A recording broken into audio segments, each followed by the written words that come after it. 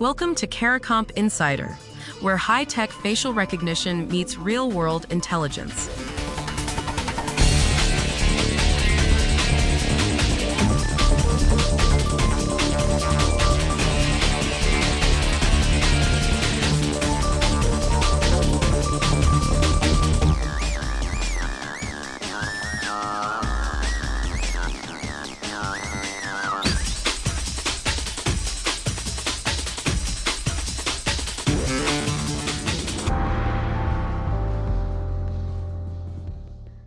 According to researchers at the World Economic Forum, the most realistic human face you'll see today might belong to someone who doesn't exist. In their study, people looked at AI-generated faces and genuine photos of real human beings, and they rated the fake faces as more real. Not equally convincing. More convincing than actual people. If you've ever glanced at a profile picture and decided in a split second whether to trust someone, this affects you directly. Because that instant judgment your brain makes, it's running on rules that were written long before AI existed. And those rules can be exploited. Today I want to show you exactly why a fake face can sail past your defenses while a real one trips the alarm. So why would your brain trust a face that was never born? Let's start with how your brain actually recognizes a face. Over your whole life, you've seen thousands of faces. Your brain quietly averages them all into a kind of internal reference, a mental template of what a normal face looks like. Average eye spacing, centered features, balanced symmetry.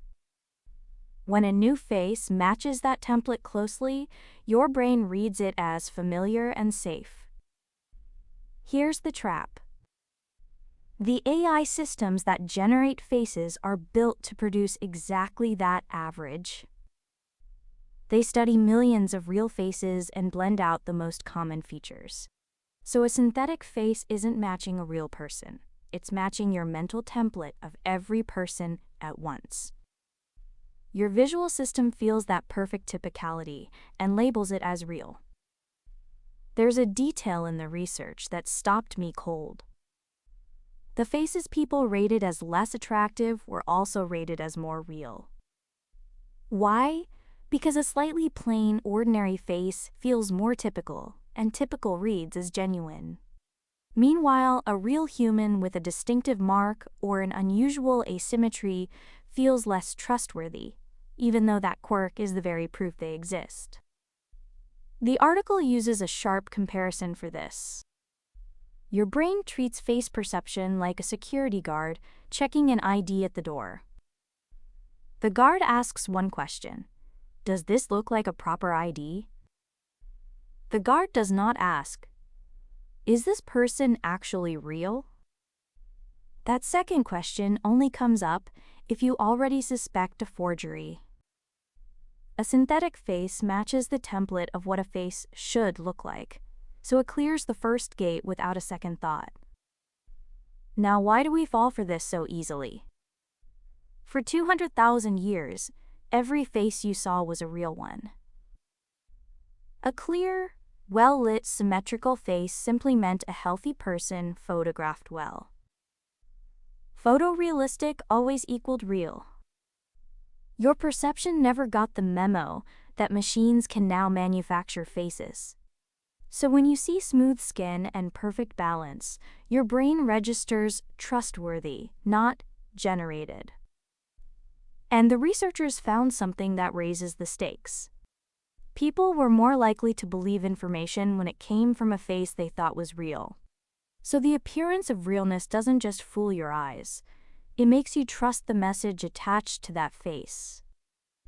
For an investigator, that means a single image can't be taken at face value anymore. For the rest of us, it means the convincing stranger in your feed might be no one at all. One more thing about the speed of this.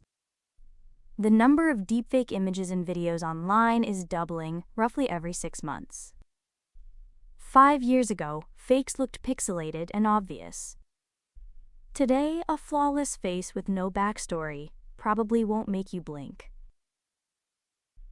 So here's the flip that changes everything. A face that looks too perfect to question isn't safer. It's exactly the kind your brain is wired to wave through. The realness you feel isn't evidence of a real person. It's evidence of a perfect match to your template. Let me leave you with this simple version. Your brain learned what faces look like by averaging everyone you've ever seen. AI builds fake faces from that same average, so they feel more real than real people. Which means it looks real is no longer proof that it is. Whether you carry a badge or just carry a phone, the smartest move now is to ask where a face came from, not just whether it looks right. The full breakdown's in the show notes. Now you know something most people in this industry don't. Use it. And when you're ready to put it to work, Caracomp.com. We'll see you tomorrow.